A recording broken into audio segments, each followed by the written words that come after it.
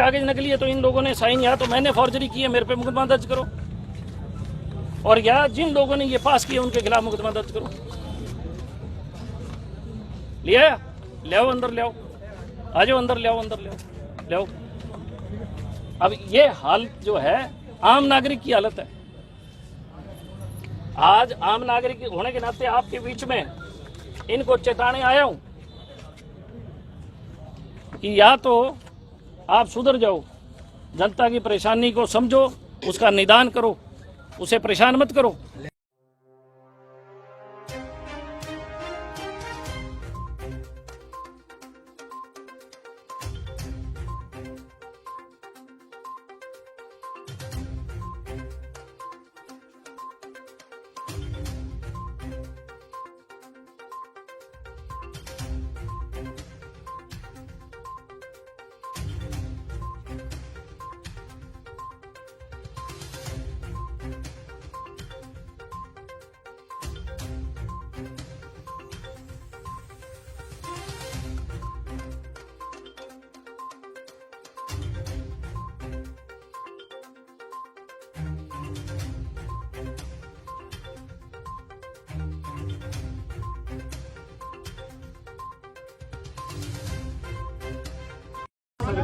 अरे या तो हम भेड़ हैं, अरे या सुनवाई करो, या तुम भेड़ चराओ, क्यों दफ्तरों में बैठे हो, भेड़ चराओ जाके, आम लोगों को तुमने परेशान कर रखा है। आज एक आम नागरिक होने के नाते नगर परिषद के अंदर जो ये नेक्सस है और जिससे मैं खुद पीड़ित हूँ, मैं आज जिला अध्यक्ष होने के नाते नहीं आया हूँ, मैं एक आम उपभोक्ता होने के नाते आप इस कमेटी के अंदर लगभग 10 से 15 बार अपना आईडी, प्रॉपर्टी आईडी के लिए मैंने फाइल भेजी। 3 दफ़ा मैं खुद आया, 8-10 दफ़ा मैंने अपने किसी व्यक्ति को भेजा कि एक बारी जाके देखो क्या चल रहा है, किस लिए डिले हो रहा है। और आज मैं खुद एक आम नागरिक होने के नाते, क्योंकि मैं हरियाणा का नागरिक हूँ और मेरी खुद की प्रॉपर्टी है, मैं उस प्रॉपर्टी का मालिक हूँ, मालिकाना हक मेरे पास है, सरकार का मेरे पास मंजूर शुदा कागज है, और इसके संदर्भ में आज मैं नगर परिषद में आया हूँ। इनसे बड़े प्यार से, प्रेम से इस बात को जानने का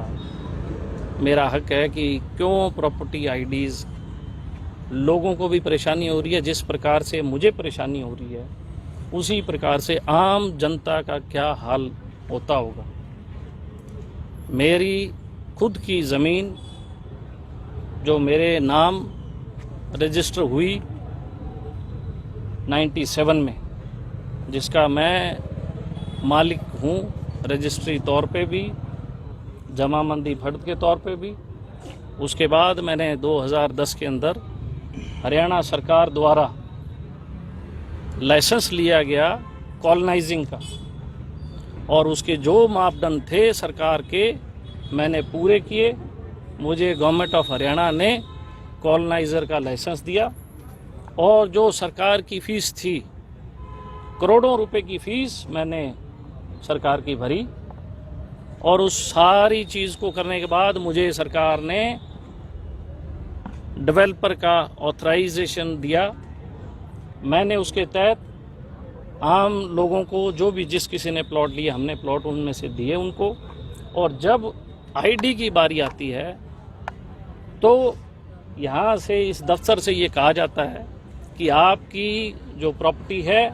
वो अनऑथराइज इलीगल प्रॉपर्टी है। मुझे इस बात की हैरानी है कि country and town planning department 2010 में एक लाइसेंस देती है, और लाइसेंस देने से पहले एक एक चीज़ का गहनता से मापदंड वो तैयार करती है, और सारी चीज़ तैयार होने के बाद जब मुझे लाइसेंस दिया गया, और अब जब सरकार ने एक नया कानून फैमिली आईडी का लगाया, उसके तहत जब मैं अपना प्लॉट रजिस्टर कराने के लिए गया तो कई लोगों को ये कहा जाता है उसी कॉलोनी में कि ये अनऑथराइज है, और कभी कह देते हैं अथराइज है। मेरे नाम से आईडी लगाई तो मेरी आईडी पास होगी, और उसी कॉलोनी में किसी और ने, किसी सज्जन ने हमसे प्लॉट लिया, अगर उसने लगाई तो उसको ये कहा जाता है ये अनऑथराइज इलीगल है। उसी कॉलोनी में मैंने अपने सारे डॉक्यूमेंट, जब खुद की आईडी लगाई तो सारे डॉक्यूमेंट मैंने दर्ज किए, कॉलोनी का नक्शा दिया,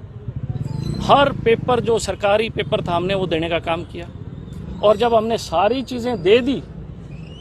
तो इट्स मीन्स कि इनके पास उस कॉलोनी का रिकॉर्ड आ गया।